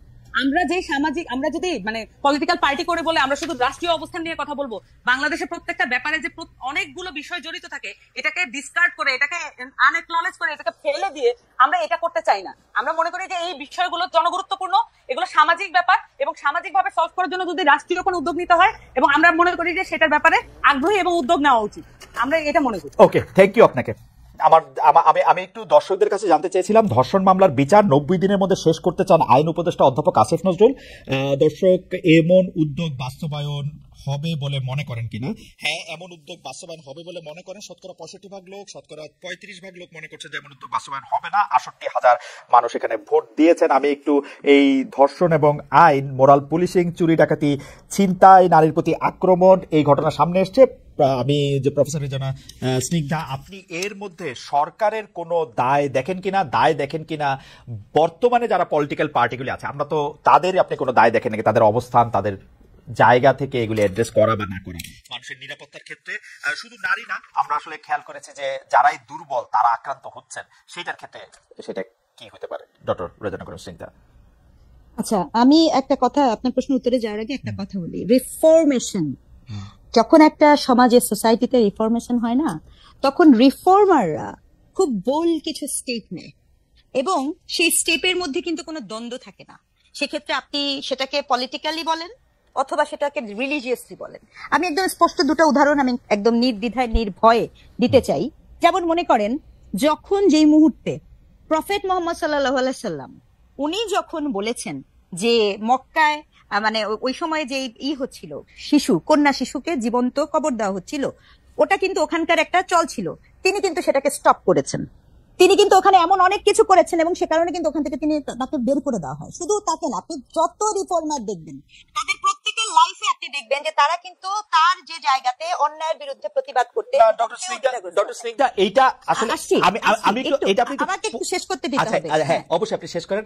আপা, এইটা একটু পরিষ্কার করে যান যে অনেকে এটা বলেন যে হ্যাঁ প্রফেট সাল্লাল্লাহু আলাইহি ওয়াসাল্লাম এটা শেষ করেছেন, আবার অনেকে বলেন যে বিবি খাদিজা রাদিয়াল্লাহু আনহা তো তার আগেই সবচেয়ে বড় ছিলেন। তো এটা দুইটাই বলা যায়, উনি এটা স্টপ করেছেন। আমি আসলে ওই জায়গাটা যাচ্ছি না। আমি যেটা বলছি, যখন আপনি রিফর্ম করবেন তখন কিন্তু পপুলিস্ট কাজ আসলে কেউ করে না, Okay. আমি এই কথাটা বলছি। আচ্ছা, ঠিক আছে, আপনি continue যেমন করুন। আপনি যেমন মনে করেন, আপনি এরপরে দেখেন যেই মুহূর্তে আপনার রাজা রামমোহন রায়, ঠিক আছে, সতীদাহ প্রথা, এটা কিন্তু ভীষণ রকমের একটা রিলিজিয়াস প্রথা। সতীদাহ প্রথাকে তিনি কি করলেন, সেটাকে তিনি নিষিদ্ধ ঘোষণা করলেন। বা বিদ্যাসাগর যখন বিধবা বিয়ে করলো, তখন কিন্তু সেটাও কিন্তু রিলিজিয়াস সেন্টিমেন্টে ভীষণ রকমের লাগে। তাহলে তারা এই স্টেপটা নিয়েছিল বলেই আজকে কিন্তু আপনি এই জায়গায় আসতে পেরেছেন। এখন আমার প্রশ্ন হচ্ছে, বাংলাদেশে এমন রিফরমেশন হলো যে আমি এখন পেঁচায় পেঁচায় পেঁচায় পেঁচায় কথা বলবো, তাহলে আমার ওই সততা থাকলো না, আমি আমার ন্যায্যতা দিতে পারলাম না। আমি বলে যাচ্ছি, বুলি আওড়ায় যাচ্ছি যে ন্যায্যতার কথা বলবো, ন্যায় বিচারের কথা বলবো, অথচ আমি এইটা বলতে দ্বিধাগ্রস্ত হচ্ছি যে কোনো ব্যক্তির ব্যক্তি অধিকারে, ব্যক্তি স্বাধীনতায় হস্তক্ষেপ করা অন্যায়, তখন আর কিছু বলার থাকে না। That is very unfortunate. কারণ আমরা এই জন্য নয়া বাংলাদেশের স্বপ্ন দেখি নাই, আমরা এই জন্য পার্টিসিপেট করি নাই। ঠিক আছে, আপনি যে প্রশ্ন করেছিলেন, আমি এই জন্য আপনাকে বলেছি যে ব্যাপারটা শুধু আপনি যে কোনো ইস্যুতে নিবেন, রাষ্ট্রে নিবেন, সেটাই কিন্তু কামনীয়। আপনি ডিফরমেশন হচ্ছেন, আপনি দলের কথা বলেন। ঠিক আছে, পৃথিবীর যে কোনো দেশের হিস্ট্রি আপনি যখন দেখবেন, তারা যখন এটা ফরমেশনের মধ্যে দিয়ে যায়, তখন কিন্তু কতগুলো বোল্ড স্টেপ নেওয়া হয়। এই বোল্ড স্টেপ নেওয়াটার সুবর্ণ সুযোগ ছিল বাংলাদেশের হাতে এই মুহূর্তে। সেটা যখন হাতছাড়া হয়ে যায়, তখন স্পিরিট নষ্ট হয়ে যায়। আপনি কি এখানে কি আমরা মমতাজের গান শুনতে বসছি? না, বসি নাই। আমরা এখানে পপুলার হতে বসি নাই। ঠিক আছে, আমরা এখানে ওই কথা শুনতে বসি নাই। আপনার ওই যে কোন র্যাপার বলেছে যে আমি আপনার করি দেখে, আমি গান গাওয়া হারাম দেখে আমি গানের টাকা দিয়ে খাই না, কিন্তু বাড়ি করি। এই এই আলাপ, এই অযৌক্তিক আলাপের মধ্যে কিন্তু আমরা শুনতে আগ্রহী না। আমরা একটা যৌক্তিক, একটা ন্যায্যতা, অন্যায়ের বিপক্ষে গল্প করা, কথা বলা, এরকম সৎ সাহসিকতা দেখতে চেয়েছি। আপনি আমাকে এটা একটু বুঝায় বলেন, আমি এটা একটু বুঝতেই চাই। যে প্রশ্নটা আপনি আমাকে করেছিলেন, সেই প্রশ্নের উত্তরে আমি একটা কথা বলতে চাই। যে আপনি যে বললেন, খালেদ, আপনি আপনার প্রশ্নটা আরেকবার করেন। আচ্ছা, আমি আপনাকে বলতে চাইছিলাম যে এইটা যে সরকারের বা রাজনৈতিক দলগুলির মধ্যে আপনি আসলে এই যে মোরাল পুলিশিং বলেন, ব্যক্তির অধিকার ক্ষুণ্ণ করার কথা যেটা আপনি বললেন, বা দুর্বলের প্রতি আক্রমণের কথা বলেন, শুধু নারীর প্রতি না, যে কোনো ভাবে, যে যখন সংখ্যালঘু, সে যদি এখন আদিবাসী হয়, সে যদি এখন গরিব মানুষ হয়, সে যদি এখন পাহাড়ি হয়, মানে সে যেরকমই হোক, মানে তার নারী হইতে হবে না, সে দুর্বল হইলেই যে তার প্রতি আক্রমণ। এখানে একটা কথা বলি, এই যে টার্মটা আছে না, কোড অ্যান্ড কোড সংখ্যালঘু, এটাও না খুব মজার। কেন জানেন? বাংলাদেশে 51% নারী, তারপরও নারীর অধিকার বিবেচনায়, নারীর জীবন বিবেচনায় সে তো মাইনরিটি হয়ে আসে। তার মানে কি, সংখ্যালঘুত্ব আসলে কি জিনিস? সংখ্যালঘুত্ব হচ্ছে তার অধিকার, তার স্বাধীনতা, তার চলাফেরার জন্য আপনি যে সিস্টেমেটিক আপনি একটা বৈষম্য করে রেখেছেন, সেটার কথা বলা হচ্ছে, তাই না? রাজনৈতিক দলগুলো, আমি এখানে কোনো একক রাজনৈতিক দলগুলো বলবো না। শোনেন, গত 53 বছর ধরে হয়েছে কি, আওয়ামী লীগের কে ধরছিল হচ্ছে জামাত শিবির ভাইরাস, যা কিছু দেখতো তারা বলতো শিবির জামাত। এখন এদের কি হয়েছে? এদেরকে আওয়ামী ভাইরাস ধরছে। কোনো কিছু হলেই আপনি বলেন এটা আওয়ামী লীগ করছে। আমরা জানি না এটা, আমরা কি এটা জানি না? আমরা তো বাংলাদেশের 15 বছরের এই গল্পটা জানি না। রাইট, বাংলাদেশের রাজনৈতিক বাস্তবতার মধ্যে আসলে আমি এটা করতে পারি নাই বা আমি এটা পারি না, এটা বলার কোনো চল নাই। এটা আওয়ামী লীগ ভুল করছে, আওয়ামী লীগের সময় এটা জামাত এবং বিএনপির উপরে দোষ চাপানো, এটা এরকমই ছিল। কিন্তু আমি প্রশ্নটা একটু করি, ডক্টর স্নিগ্ধা, আমার এই পর্যায়ে আপনার কাছে প্রশ্ন হচ্ছে যে আপনি বলছেন নয়া রাজনৈতিক বন্দোবস্তের মধ্যে আপনি একটা স্বপ্ন দেখতেছিলেন, কিন্তু নয়া রাজনৈতিক বন্দোবস্তের মধ্যে আপনি কোন জায়গায় এটা পাইছেন যে ব্যক্তি অধিকার ক্ষুণ্ণ করা হবে না, বা ব্যক্তি অধিকার ক্ষুণ্ণ বলতে আমরা যেটা বুঝতেছি সেইটা আমরা বুঝতেছি। আমি তো সামান্তার কথা স্পষ্ট বুঝতে পারতেছি যে সামান্তা কি বলতে চাইতেছে। এনসিপি কে আমার বোঝা হইতেছে, কিন্তু এর মধ্যে দিয়া ওরা বলতে চাইতেছে এগুলো আমরা অ্যাড্রেস করবো না। আপনি এগুলো অ্যাড্রেস করলে, আমি যদি এগুলো অ্যাড্রেস করি, সামান্তা একটা প্রশ্নের ঠিক মানে সোজা জবাব দিচ্ছে না। সামান্তা এটাকে ঘুরায়া পেঁচায়া জবাব দিতেছে, কারণ হচ্ছে যে সে জানে তাকে পলিটিক্স করতে হবে। সে, আমি যাকেই জিজ্ঞেস করি সে এরকম করেই বলবে, কারণ এটার মধ্যে তার ব্যক্তি অধিকারে ঘোষণা কইরা যে রাজনৈতিক বন্দোবস্তের জায়গা, সেটার জন্য আমরা তৈরি কিনা সেই প্রশ্ন আগে, ওরা তৈরি কিনা সেই প্রশ্ন করার আগে। আপনার সেরকম মনে হয় না যে কেন ব্যক্তি অধিকারের প্রসঙ্গটা আপনি কোথায় পাইলেন? কোথায় ওরা বলছে যে ব্যক্তি অধিকার নিশ্চিত করবে সবার? আমি কিন্তু এখানে কোন নাগরিক পার্টিকে, এনসিপি কে প্রশ্নটা করিনি। আমি বলেছি যে স্পিরিট থেকে আমরা এই যে একটা অভ্যুত্থান, বাংলাদেশে তো একটা অভ্যুত্থান হয়েছে, গণ অভ্যুত্থান হয়েছে, সেই অভ্যুত্থানের একটা স্পিরিটের কথা আমি বলছি। যে অভ্যুত্থান আমাকে স্বপ্ন দেখাইছিল, তখন কিন্তু কেউ বলে আমাদের রাস্তায় বলছিল না যে তোমার ওন্না ঠিক আছে কিনা। ওন্না ছাড়া মেয়েটা যখন বুকটা পেতে দিয়ে তার একটা অপরিচিত পুরুষকে যখন বাঁচাইছিল সে প্রিজন ভ্যানের সামনে থেকে, তখন কিন্তু কেউ প্রশ্ন করে নাই মাহারাম আছে কিনা। সে বলতে পারে না যে আজ এই যে ফ্লিপকার্টটা ঘুরছে, এবং দুঃখজনক সেই ফ্লিপকার্টের ভিতরে এটা ঘটছে যে আপনার ওটা স্পষ্ট বক্তব্য না, ওটা হচ্ছে স্পষ্ট বক্তব্য শুনলে আপনি আরো বচকে যাবেন, সেখানে আরো ভরকে যাবেন। ওখানে বলেছে যে আপনি মানে স্পষ্ট বক্তব্য, উনি ওই লোক বলছেন যে যদি কোনো নারী মাহরাম ছাড়া ঘুরে তার জন্য তো না, কিন্তু এই বক্তব্য তো এনসিপি এন্ডোর্স করে নাই। না এন্ডোর্স করে নাই, কিন্তু তার বিপক্ষে কথা বললো না কেন? সবকিছুর বিপক্ষে কেমনে কথা বলবে? 500টা ইস্যু আছে, 500টা ইস্যু রেখে কথা বলবে। একটা সেকেন্ড, সবকিছু না। আরে আমার কথা হচ্ছে, আমি আবারও বলছি, এটা অনেক স্বপ্নের, অনেক আশা কিন্তু এদের কাছে। সেই জায়গা থেকে বলছি, আপনি বলেন তো এই এনসিপির যেই মেয়েরা আছে এই জুলাই অভ্যুত্থানের পরে কতজন মেয়েদেরকে সাইবার বুলিং করা হয়েছে, ট্রলিং করা হয়েছে, তারা কি করছে? তারা তাদের নিজেদের লোকদের নিরাপত্তা দিতে পারে না, আমাদের নিরাপত্তা কি দিবে? এই প্রশ্নের উত্তর দেন না। সেটা তো আমরা তো ওদের কাছে মানে সবকিছুই আমরা আমি জিনিস জিজ্ঞেস করতে চাই যে আপনি উত্তর দিতে পারেন, স্নিগ্ধাপা উত্তর দিতে পারে, আমার কোনো সমস্যা নেই। প্রশ্নটা হচ্ছে ব্যক্তির স্বাধীনতার মাত্রা কতটুকু? কি এটা ব্যক্তির স্বাধীনতার কোনো মাত্রা নাই সামান্তা। আমার উত্তর আমি দিলাম, ব্যক্তির স্বাধীনতার কোনো মাত্রা নাই। ব্যক্তি স্বাধীনতা দিয়ে বুঝবে একটা ক্রাইম করা পর্যন্ত আপনার জন্য সিআরপিসি আছে, পেনাল কোড আছে, এর বাইরে যদি সে কোনো কিছু করে সেটা আইনভাবে ব্যবস্থা নেবে। একটা ব্যক্তির স্বাধীনতা কত সালের পেনাল কোড আপনি নতুন করে করেন, আপনারা ক্ষমতায় আসেন নতুন করে করেন, যেটা এক্সিস্টিং আছে সেটার কথাই। এখনকার পেনাল কোড কত সালের? এখনকার পেনাল কোড কত সালের মানে কি? পেনাল কোড তো পেনাল কোডের তো প্রতিদিন পেনাল কোডের মধ্যে অনেক চেঞ্জ আছে। এটা 1858 সালে এই যে শেখানো পড়ানো বুলির পাশাপাশি এইটাও শোনেন, 1858 সালে যে পেনাল কোড আছে, বাংলাদেশে প্রতিদিন নতুন করে যে আইন এনাক্টেড হয়েছে গত 54 বছরে, তার মধ্যে ওই পেনাল কোডের আইনগুলি চেঞ্জ হয়েছে। গড়ে বইটা 1858 সালের, কিন্তু বাংলাদেশের সবগুলি চেঞ্জ হয়েছে। হ্যাঁ, তো যাই হোক, এইটা এখন যে জায়গায় দাঁড়ায় থাকে। আপনি যে উত্তরটা দিচ্ছেন এটা কি মানে যে ব্যক্তি স্বাধীনতার যে সংখ্যাটা আপনি দিচ্ছেন, স্নিগ্ধাপা একটু সাইলেন্ট আছেন, অসুবিধা নাই, কিন্তু এই যে ব্যক্তি স্বাধীনতার যে ফরম্যাটটা বলছেন এটা কি যথেষ্ট ক্লিয়ার কাট হয়েছে কিনা? আপনার কাছে কি মনে হয়? আপনার কাছে কি মনে হয়? আমি বলছি ব্যক্তি স্বাধীনতার ক্ষেত্রে আমি উত্তর পাইনি। আপনি আমাকে আবার জিজ্ঞেস করেন প্রশ্নটা, এটা আমি আগে উত্তর দেই। ব্যক্তি স্বাধীনতার প্যারামিটার মানে এই আপনি মাত্র আমারে জিজ্ঞেস করছেন, আমি স্পষ্ট বলছি ব্যক্তি স্বাধীনতার কোনো সীমাবদ্ধতা নাই। ব্যক্তির স্বাধীনতার সীমা হচ্ছে, ব্যক্তি স্বাধীনতার সীমা হচ্ছে একটা ক্রাইম করা পর্যন্ত। যেমন ধরেন আমার ব্যক্তি স্বাধীনতা হচ্ছে, আমি বুঝি নাই ক্রাইম করে মানে বুঝি নাই, আমাদের খাতা কলমে যেটাকে ক্রাইম হিসেবে গণ্য করা আছে। যেমন ধরেন আমার ব্যক্তি স্বাধীনতা নাই আপনাকে একটা টোকা দেওয়ার জন্য, এই টোকাটা একটা ক্রাইম, আমার এটা ব্যক্তি স্বাধীনতার মধ্যে পড়ে না। আমি আপনাকে এটা টোকা দিতে পারবো না, কিন্তু আমি টোকা দিলেন, আমি মনে করলাম এটা একটা ক্রাইম, তাহলে আমি কি না মনে করলেন না, আমি টোকা দিতে পারবো না, টোকা দেয়াই ক্রাইম। আমি মনে করলাম যে এটা একটা ক্রাইম, সেইটাই তো আমি তো বললাম যে টোকা দেওয়া তো আসলেই ক্রাইম, আমি আপনাকে টোকা দিতে পারবো না, কিন্তু আমি নিজে রাস্তায় দ্বারা খাইতে পারবো, এটা আমার ব্যক্তি স্বাধীনতা। রমজান মাস হলো, তাহলে তো ক্লিয়ার হয়ে গেল।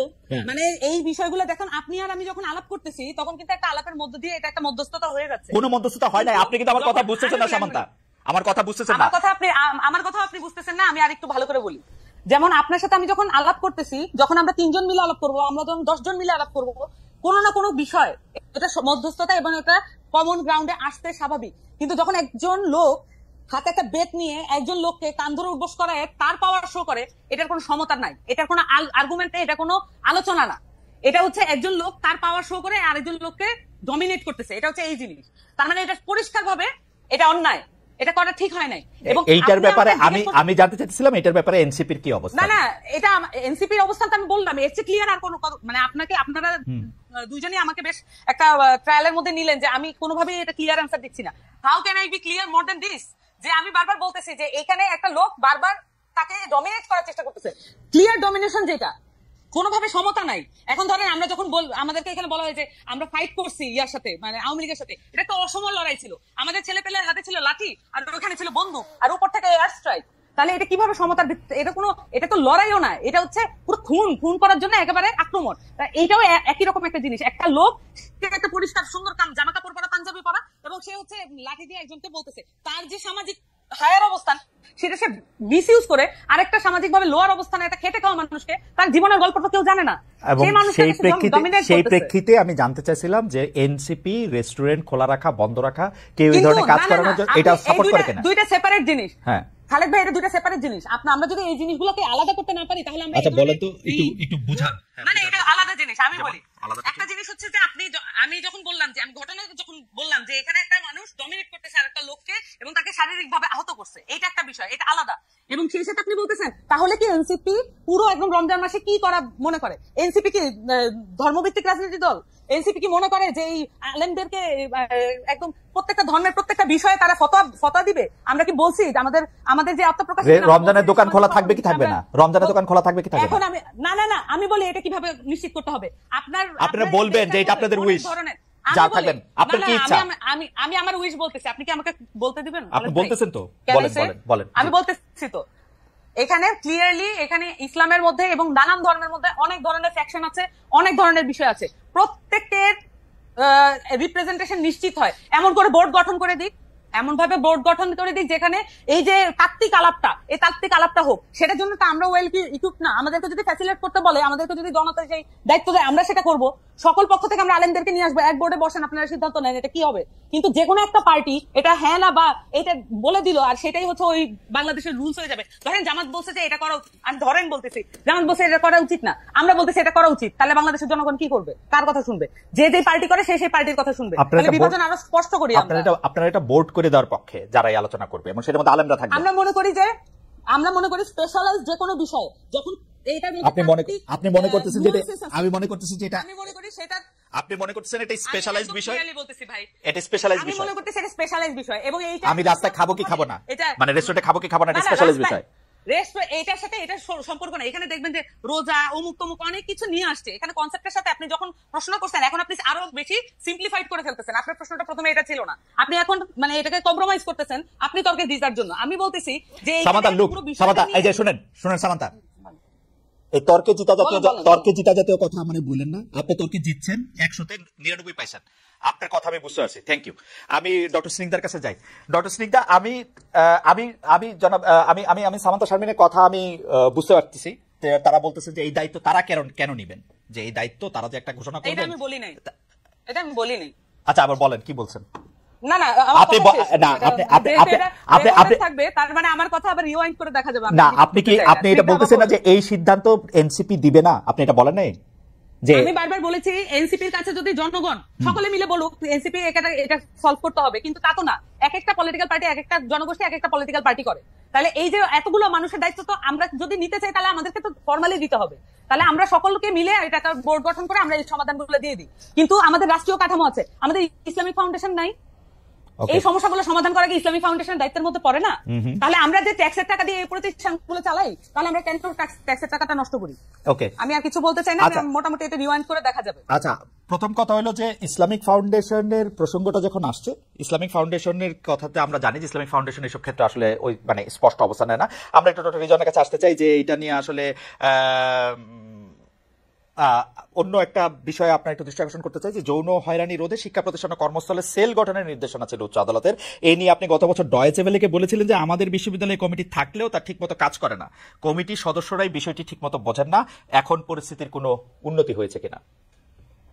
আচ্ছা, না এটা শুধু আমি আমাদের বলি না, আমি মানে স্পষ্ট করি, যৌন নিপীড়ন বিরোধী সেলটি আপনার হাইকোর্টের রায় হয়ে আছে, সেটি কিন্তু সকল প্রতিষ্ঠান, সরকারি শুধু শিক্ষা প্রতিষ্ঠান না, সব জায়গায় থাকার কথা। দুঃখজনক হলো এটা 2009-এর রায়, কিন্তু এখন পর্যন্ত এটা আছে নাই। কারণ কি, যৌন নিপীড়ন কাকে বলে, যৌন হেনস্থা কাকে বলে, সেই আইডিয়াই তো পরিষ্কার নাই। সেক্ষেত্রে না মানে আপনি বলেন তো, যৌন এই যে আমরা একদিকে বলি 2025-এ আমরা একদিকে বলি গুড টাচ ব্যাড টাচ, আরেকদিকে আমরা দেখি যে একজন শিশুকে আপনি প্রকাশ্যে চুমু খেয়ে যাচ্ছেন। হ্যাঁ, এই যে আলাপ, হ্যাঁ, অথবা আমরা এটা কেন ভাবি না যে নারী বা পুরুষ যে কেউ হোক তাকে টাচ করার ব্যাপারে কিন্তু সম্মতি প্রয়োজন, মানে ফরগেট অ্যাবাউট জেন্ডার। এইটা কি আপনি একটা ওয়েস্টার্ন সানগ্লাস দিয়ে দেখে কি এটা বলতেছেন? এক এক দেশের বাস্তবতা বা এটা তো এক এক রকম। না না না না, এখানে অফকোর্স আপনি কালচারাল রিলেটিভিজম বলেছেন, তো এখানে কোনো ওয়েস্টার্ন সানগ্লাসের গল্প না। আপনি আমাকে ওয়েস্টার্ন, ইস্টার্ন তো আরো বেশি, ফরগেট অ্যাবাউট ওয়েস্টার্ন। ইস্টার্নে আপনি খেয়াল করে দেখেন তো কবে কখন এরকম আছে যে আপনি কাউকে দেখলেই তাকে ছুঁয়ে ফেলতে পারবেন। ছোট বাচ্চাদের তো আমরা কোলে নেই রাস্তায়। আচ্ছা, এখানে আমি আপনাকে একটা কথা বলেছি, কোনো কিছু যদি কালচারের মধ্যে আমি একদম নির্লিপ্ত হয়ে একজন নির্বিজ্ঞান হিসেবে বলি, কোনো কিছু যদি আপনার কালচারে থেকে থাকে এবং সেটি যদি আপনার এই ধরনের মানে অন্যায়ের দিকে ধাবিত হয়, সম্ভাবনা তৈরি করে ক্ষতিগ্রস্তের, তাহলে সেটি আপনার কালচারে থাকলেই সেটি জায়েজ। গল্পটা তো তা না খালেদ ভাই। যেমন আপনাকে আমি একটা স্পষ্ট করি, আপনি কি জানেন না কত শত এক্সাম্পল দেয়া সম্ভব। আপনার গবেষণা কি বলছে যে এই যে শিশুরা, একজন শিশু তার পরিবারেই নিরাপদ হচ্ছে না, এই শিশুর কিন্তু প্রথম শত্রুটা, এটা কিন্তু একটা খুব সিরিয়াস ডিসকাশন। বাংলাদেশের গবেষণা অনুযায়ী আপনি দেখবেন যে প্রথমত ভিকটিম হয় হচ্ছে শিশুর পরিবার, দ্বিতীয়ত হচ্ছে নিকট আত্মীয়, তৃতীয়ত হচ্ছে স্থানীয় লোকজন, এবং চতুর্থত হচ্ছে এরকম অপরিচিত লোকজন, খুব কম। তাহলে এই যে শিশুর পরিবারের থেকে এই ঘটনাগুলো যে ঘটছে, কেন ঘটছে? তার কারণ আপনি যে কালচারাল প্র্যাকটিস, আমরা যখন কাজ করি, গবেষণা কাজ করি, বিশ্বাস করেন ম্যাক্সিমাম ক্ষেত্রে দেখা যায় যে আদর করতে বলে তাকে যৌন হেনস্থার শিকার করা হয়। এটা তো একটা গবেষণার ফলাফল, এখানে কোনো ইস্টার্ন ওয়েস্টার্নের ব্যাপার তো নাই। এক, দুই, আপনাকে আরেকটা কথা বলি, এই যে আলাপটা আপনি হাইকোর্টের কথা বলছেন, আপনি দেখেন, আমার বলতে কোনো দ্বিধা নাই, এই যে এখন সবাই এই যে ঘটনাটা ঘটেছে, এটা তো খুনের শাস্তি, ফাঁসি হবে। এটা কিন্তু আমি আবার রিপিট করেছি, অ্যাটেম্পট টু মার্ডার, খুনের শাস্তি, এটা ফাঁসি হবে। কিন্তু আমরা কি এই আইনটা কখনো করতে পেরেছি যে ধর্ষকের বা এই ধরনের ইস্যুতে এটা জামিনযোগ্য অপরাধ হবে না? ধর্ষণের ক্ষেত্রে এটা আপনি জামিনযোগ্য অপরাধ হিসেবে গণ্য হবে না। শুধু এতটুকু করেন, দেখবেন মানে অনেক কিছু মুশকিলে আসান হয়ে যাবে। কিন্তু ওদিকে আপনি হাঁটেন না কেন? এটার জন্য তো আপনাকে একাডেমিক স্কলার আছে, গবেষণা করে, তাদেরকে বসান, আলাপ করেন, দেখেন সিচুয়েশনটা কি হয়, তারপরে না আমরা এদিকে যাব। আজকে আপনার যৌন নিপীড়ন আপনার প্রত্যেকটা প্রতিষ্ঠান, সচিবালয় থেকে কর্মক্ষেত্রে, ওয়ার্কিং প্লেসে, আপনি দেখেন এই যে ঢাকা বিশ্ববিদ্যালয়ের ঘটনাটা, আচ্ছা আসলে কি ঢাকা বিশ্ববিদ্যালয়ের যে ঘটনাটা ঘটলো, ওই যে মেয়েটাকে, যে ছেলেটা এই কথাগুলো বললো, এই যে এটা যে একটা ভার্বাল অ্যাবিউজ, যৌন নিপীড়নের তো অনেকগুলো ধারা আছে, ভার্বাল অ্যাবিউজ আছে, হ্যারাসমেন্ট আছে, কিন্তু ডক্টর সিং দা এগুলি তো আছে, কিন্তু আবার আমাদের তো এটা একটা দেশ, আমরা তো 53-54 বছর ধরে দেশের মধ্যে থাকি। আপনি দেখেন যে আইনটার কথা বলা হচ্ছে, সামারি ট্রায়ালের কথা বলা হচ্ছে, যেখানে মধ্যে কোনো কিছু কাউকে শোনা হবে না সেরকম বলা হচ্ছে, এটা তো অনেক মিস ইউজও হইতে পারে। আপনি আমাকে পছন্দ করেন না, আপনি আমাকে জানেন না, আমি আপনার সামনে দিয়ে হাইটে গেলাম, আপনি বললেন আমি আপনাকে ভার্বাল অ্যাবিউজ করছি, যদি বাংলাদেশের আইনটা আমাকে প্রোটেকশন না দেয় আমি কই যাব বলেন?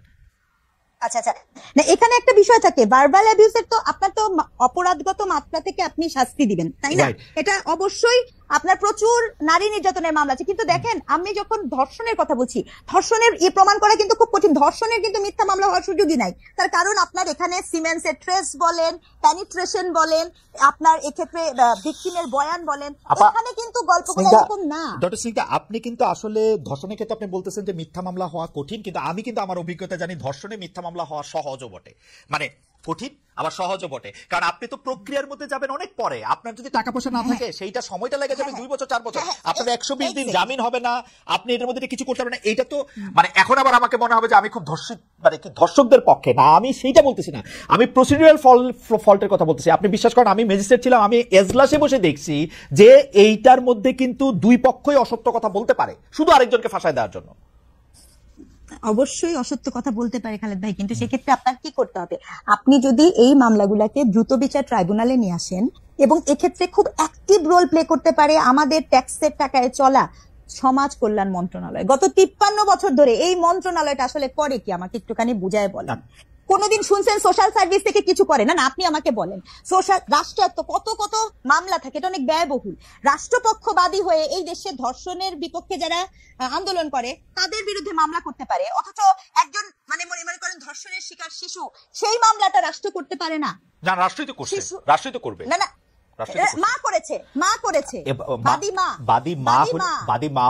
বাদী মা হলো ক্রিমিনাল কেসের ক্ষেত্রে সবগুলিতে রাষ্ট্রই আসলে ওই বাদীর পক্ষে। এটা এখন বাদী চাইলেও, বাদীর মা চাইলেও এটা কিন্তু প্রত্যাহার করতে পারবে না, রাষ্ট্র সেখানে বাদীর পক্ষে দাঁড়িয়েছে। এখন আপনি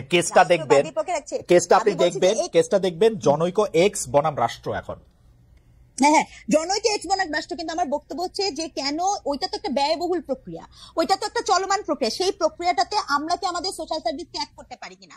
একটা শিশু নির্যাতন হলে কোনোদিন কি বাংলাদেশের সোশ্যাল মানে সামাজিক যে মানে সমাজ কল্যাণ মন্ত্রণালয় থাকে বা নারী ও শিশু অধিকার, তারা কি ওই বাসায় যে জিজ্ঞেস করেন? মানে এটা তো খুব স্বাভাবিক প্রক্রিয়া। রাস্তায় যে মানুষরা আপনার রাস্তায় থাকে, সেই মানুষগুলোর জন্য আপনি আমাকে বলেন, এই যে শেল্টার হোম বা এগুলো কাদের করার কথা?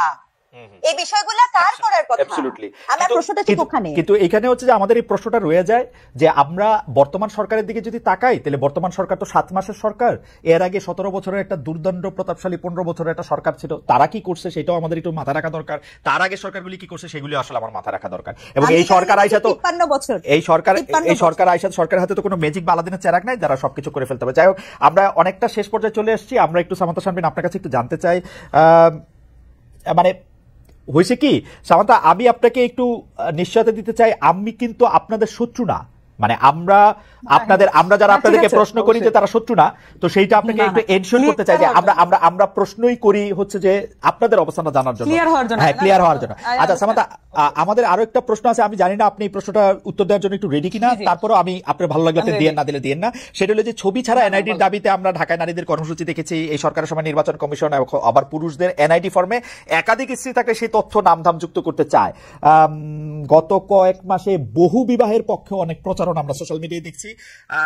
তারাও হাসিনা বিরোধী ছিল, আমরা এটা বলবো, জুলাই আন্দোলনে অবদান রেখেছে, এটা তারাও ফোকাস করতে চায়। এসব বিষয় কি আপনারা কোনো অবস্থান নিতে চান, নাকি এইসব ক্ষেত্রে আপনারা একটা বোর্ড করতে চান এবং বোর্ড নিয়ে আপনারা? হ্যাঁ, এক্ষেত্রে ব্যাপারটা বেশ কমপ্লিকেটেড। এক্ষেত্রে আসলে স্পষ্ট করা যাবে, তবে আমাদের পার্টিগত জায়গা থেকে আমরা এই বিষয়টা নিয়ে এখনো আলাপ আলোচনা করিনি। বিশেষত আমাদের পার্টিগত জায়গা থেকে যেহেতু আমরা অল্প কয়েকদিন হয়েছে এই বিষয়গুলো নিয়ে ভাবার সুযোগ বা ওই ফোরামে উত্থাপিত হওয়া, সেই কাজগুলো হয়নি। আশা করি যে এটা পরের বার উত্তর দিতে পারবো। আলাপ না হলে পার্টি অবস্থানটা বলা খুব কঠিন। আচ্ছা, তাহলে এইটা একটু বলেন, এইটা একটা আপনার জন্য বলা হয়তো এখন সহজ। জুলাই আন্দোলনের কৃতিত্ব ভাগাভাগির দ্বন্দ্ব প্রকাশেই আছে এখন। এছাড়া নানা ট্যাগ দিয়ে আপনি এটা জানেন যে জুলাইয়ের মিত্র এক পক্ষ আরেক পক্ষকে খারিজ করতে চাইছে। বিশেষ করে মানে অগাস্ট থেকে বলা হয়তো স্বৈরাচারের দোসর, এখন আবার বলা হচ্ছে শাহবাগী। আপনি বাস্তবতাটা জানেন, আমরা ইয়াতে না যাই, এটা একটা নতুন অস্থিরতা তৈরি করতেছে এই শাহবাগ শাপলা এই বিভাজন। এটা আপনারা কি হয় এটা ডিল করবেন? যেখানে আমরা দেখতেছি যে শাহবাগেরও একটা বড় অংশ আপনাদের পক্ষে ছিল, মানে শাহবাগের বড় অংশ মানে কি শাহবাগী যাদেরকে আমরা বলতেছি, আবার শাপলা থেকেও একটা বড় অংশ আপনাদের পক্ষে অবস্থান নিয়েছে। এটা ডিল করার ক্ষেত্রে আপনারা কি করবেন এখন? দেখুন, এটা ডিল করার জন্য আমাদের যেটা দরকার, যে আমরা যেটা বলছিলাম যে আমরা মধ্যপন্থী দল, এবং বেশিরভাগ দেখা গেছে যে অনেকে এটা অ্যাকসেপ্ট করেছেন, কিন্তু আবার অনেকের মধ্যে প্রশ্ন হচ্ছে তাহলে মধ্যমপন্থার দল তো অনেক দলে আছে, তাহলে এটা আবার নতুন কোন মধ্যমপন্থা? তো আমরা যেটা করতে চাই, যেটা আমাদের ইচ্ছা এবং যেটা হচ্ছে আমাদের পার্টিগত ভাবে আমরা মনে করি যে বাংলাদেশের জন্য ভালো হবে, সেটা হচ্ছে যে একটা মধ্যমপন্থা হতে পারে যে আপনি কোনো ধরনের আর্গুমেন্টে গেলেন না, কোনো ধরনের বিষয়কে আপনি একনলেজ করলেন না। এবং আমি যেটা বললাম যে বিভিন্ন সময় আমি বলেছি কমিশন গঠন এবং ফর্মালাইজ করা, যে কোনো আর্গুমেন্টকে ফর্মালাইজ ওয়েতে ডিল করা, এবং যাতে করে রেসপন্সিবিলিটি থাকে ওইসব আর্গুমেন্টের প্রতি। তো সেই জায়গাগুলোকে নিশ্চিত করার জন্য একটা বিষয় হচ্ছে যে এই বিষয়গুলোকে এড়িয়ে যাওয়া, একেবারে এড়িয়ে যাওয়া, কোনো আর্গুমেন্টে না যাওয়া, কোনো ধরনের বিভাজিত করার জন্য যে কোনো কথাকেই এড়িয়ে যাওয়া। আরেকটা মধ্যমপন্থা হতে পারে যে আপনি এই আর্গুমেন্ট গুলোতে ঢুকবেন এবং আপনি এটার মধ্যে রেসপন্সিবল অ্যাটিটিউড করবেন, সেই সাথে যা যা করা দরকার আপনি সকল পক্ষকে একসাথে আনার জন্য মিডল গ্রাউন্ড হিসেবে ওয়ার্ক করবেন। এখন আমাদের পার্টিগত জায়গা থেকে আমরা মনে করি second option is better for Bangladesh.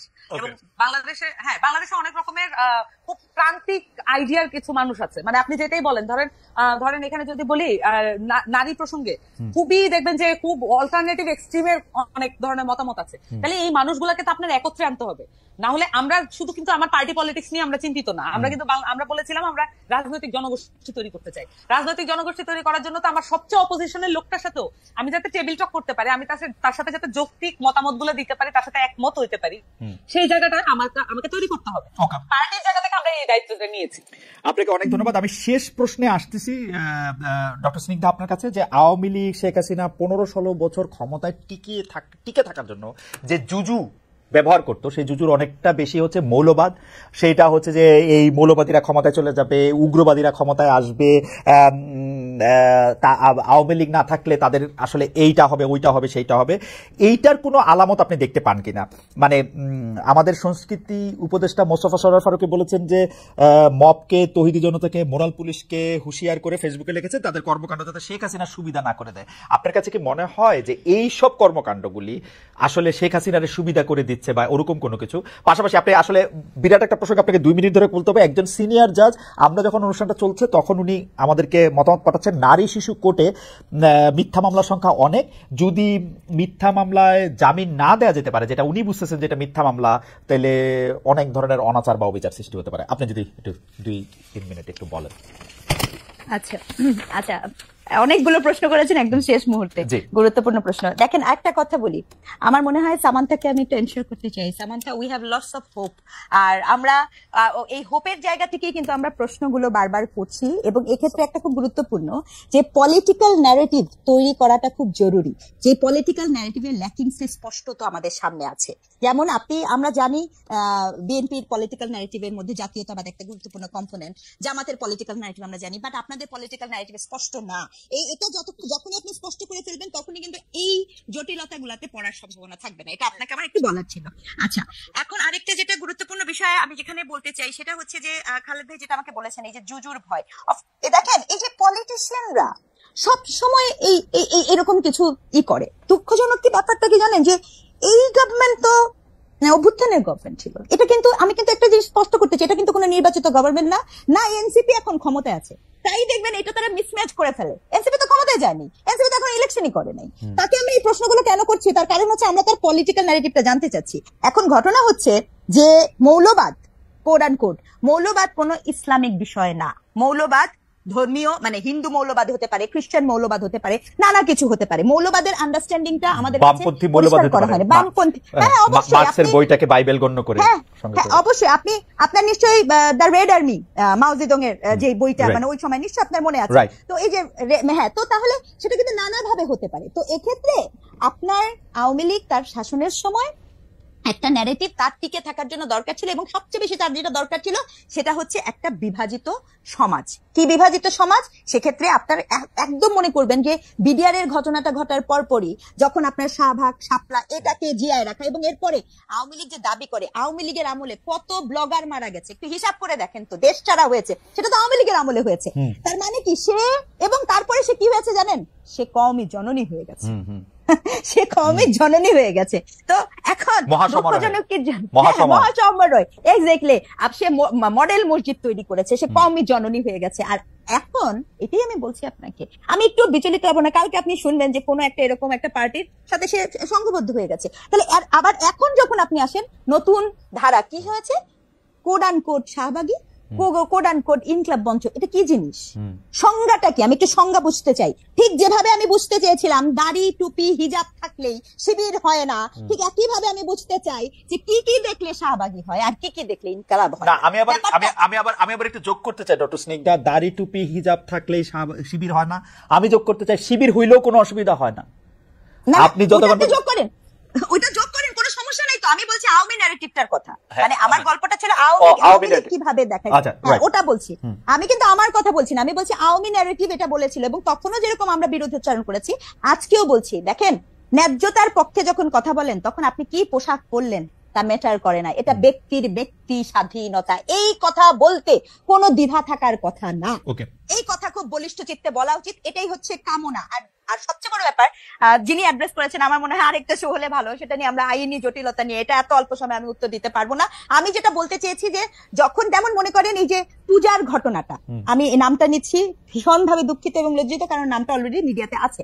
তার অপরাধীকে আপনি যখন জামিন দিয়ে দিয়েছেন তখন সে যে ভয় ভীতি দেখানো শুরু পায়, এই জন্য মন্ত্রণালয় আবার তার জামিনটাকে এনেছে। আমার কথা হচ্ছে যখন আপনি বিশেষত শিশু, I repeat, it's a very sensitive case, শিশুর ক্ষেত্রে যখন এই ধরনের জিনিস হয়, এই লগুলাকে আমাদের ভাঙতে হবে, এটাকে আমাদের রিফর্ম করতে হবে। সেই ক্ষেত্রে আপনি শিশুকে নিয়ে কি আমরা এতটুকু করতে পারি না যে তার বিরুদ্ধে যদি যৌন নিপীড়নমূলক জিনিস হয় সেক্ষেত্রে এটা জামিনযোগ্য হবে না? আমরা কি এতটুকু করতে পারি না? যদি এটার একটা ফান্ডামেন্টাল প্রবলেম ডক্টর সিং, আমি এটা নিয়ে আসলে নানা ধরনের কথাই আপনার সঙ্গে আমি নিশ্চয়ই আলাদা আরো আলাপও করব। ঘটনা হইতেছে যে কোনো অপরাধী ভয়ঙ্কর, মানে শিশুকে আসলে কোন ধরনের অত্যাচার করা, নির্যাতন করা, যৌনতার কথা তো আমি মাথায় আনতে পারি না, মানে এটা তো ভয়ঙ্কর অপরাধ। কিন্তু ঘটনা হইতেছে বাংলাদেশের বাস্তবতা, এইটাও আপনাকে মনে রাখতে হবে, শত্রুতা বোধক ভাবে ওইটা আপনাকে করা সম্ভব আপনার এগেইনস্টে।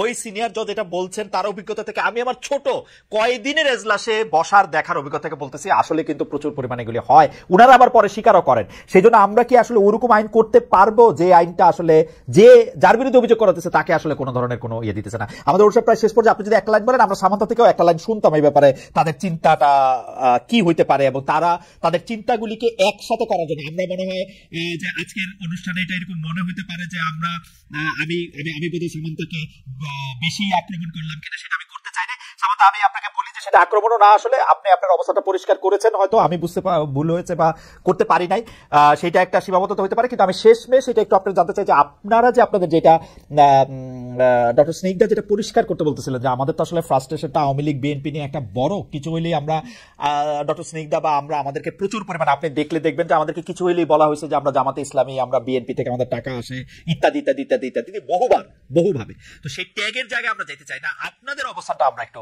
বুঝতে চাই। যদি আপনি এটাও বলতে পারেন যে আপনাদের যেটাকে বলে ইশতেহার, সেইটা আমরা কবে নাগাদ আমরা এটা পেতে পারি, আমরা আপনাদের একটু বোঝার জন্য বা আপনাদের থেকে আমরা একটু জানার জন্য।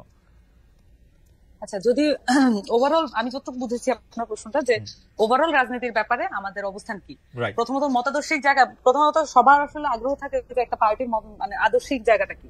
আমরা যেটা বলছি যে আদর্শিক জায়গা দিয়ে এখানে রাজনীতি করা হয়েছে, এখানে ধরেন ধর্মভিত্তিক রাজনীতি করার পার্টিগুলো আছে, সেই সাথে আদর্শ ভিত্তিক যদি বলি যে মুক্তিযুদ্ধের আকাঙ্ক্ষাকে একরকমের আদর্শের নাম দিয়ে, যেটা মুজিববাদ নাম দিয়ে যে এই ধরনের আদর্শ প্রচার করে, সেটারও একটা পার্টি ছিল। এখন আবার দেখবেন যে বিএনপিরও এক ধরনের আদর্শ ভিত্তিক রাজনীতি আছে, যেমন হচ্ছে জাতীয়তাবাদকে তারা এক ধরনের আদর্শ এবং স্টেট মেকানিজমের পলিসি হিসেবে দেখেন, যেটা আসলে প্রশ্নবিদ্ধ যে ন্যাশনালিজম আসলে আমাদেরকে কত মাত্রায় উপকার করবে আর নাকি অপকার করবে। তো এই জায়গাগুলো আসলে এখন আমরা এমন একটা জায়গায়, মানে ওয়ার্ল্ড ওয়াইড আমরা পলিটিক্সের এমন একটা জায়গায় দাঁড়িয়েছি যে আদর্শিক রাজনীতি আমাদেরকে এখন আর আমাদের যে রাইটস নিশ্চিত করতে পারে না। তাহলে আমাদের অধিকার এবং আমাদের রাইটস নিশ্চিত করার জন্য আমাদের প্রয়োজন হচ্ছে রাইটস ভিত্তিক পলিটিক্স এবং ম্যানিফেস্টো ভিত্তিক পলিটিক্স এবং সার্ভিস ভিত্তিক পলিটিক্স। তাহলে এই ধরনের বিষয়ে কিন্তু অনেক মানুষ, মতাদর্শ যাই হোক না কেন, অনেক মানুষ এখানে একমত হতে পারবেন। এবং যদি আমরা বলি, যেমন ধরুন ধর্মের অনেক বিষয় হয়তো অনেকে একমত হতে পারবেন না, কিন্তু আমরা যদি বলি যে সকল ধর্মের যেই জায়গাগুলো আছে সেই জায়গাগুলো আমরা নিরাপদ করতে চাই, সেই বিষয়ে কিন্তু এটা কিন্তু একটা খুবই এক্সিকিউটিভ একটা বিষয়। তাহলে এই বিষয়গুলোতে কিন্তু দ্বিমত করার কোনো সুযোগ নেই। তাহলে আমরা সহজেই ঐক্যমত্যে পৌঁছাতে পারবো। বেসিক্যালি এনসিপি তার এই মধ্যপন্থার যে জায়গাটা তারা নিশ্চিত করবে, সকল মতাদর্শের মানুষের সাথে আলাপ করে কিভাবে আমরা এক্সিকিউটিভ জায়গায়। আমার শুধু একটাই খটকা, মানে সামান্তা যাইতে ওই খটকাটা আমার শুধু একটাই খটকা, মানে ধরেন আমরা কিন্তু ছোট্ট একটা বিষয়েও কিন্তু আমরা একমত হয়ে সেইটাকে করতে পারবো এরকম না, আমরা আমাদের মতামত দেবো, কিন্তু আমি যতক্ষণ পর্যন্ত কাউকে আক্রমণ না করতেছি, ফিজিক্যাল অ্যাসল্ট না করতেছি, ভার্বাল অ্যাবিউজ না করতেছি, সেই পর্যন্ত আমার ব্যক্তি স্বাধীনতা প্রশ্নে আমার কোনো দ্বিধা কেন থাকবে যে সকলের ব্যক্তি স্বাধীনতা আমি প্রোটেক্ট করব? এইটা আমাকে মিছিল করে মিটিং করে কেন বলতে হবে? আমি তো বুঝতে পারি না কেন আমরা রাজনীতিক। আমি বলছি একদম প্রথম মানে আলোচনার মধ্যবর্তী অবস্থান থেকে আবার শুরু করলাম, মনে হলো যে সমস্যা নাই। আমি বলছি ব্যক্তি স্বাধীনতা আর নাগরিক স্বাধীনতা, মানে ব্যক্তির মর্যাদা এবং নাগরিক মর্যাদার মধ্যে কিছু তফাৎ আছে বলে আমরা পার্টিগত, আমি আর এটা ব্যাখ্যা এখন সময় নেই আর গেলাম না, কিন্তু নাগরিক মর্যাদা ইজ এ স্পেশাল থিং। এবং নাগরিক মর্যাদার এই বাতাবরণে যে জায়গাগুলো আসে সেগুলো আমরা ধীরে ধীরে আরো আমরা আলাপ করবো নিশ্চয়ই, কিন্তু আমরা এটাকে আলাদাভাবে দেখি, একটু শুধু নোক্তা দিয়ে। আচ্ছা, ঠিক আছে।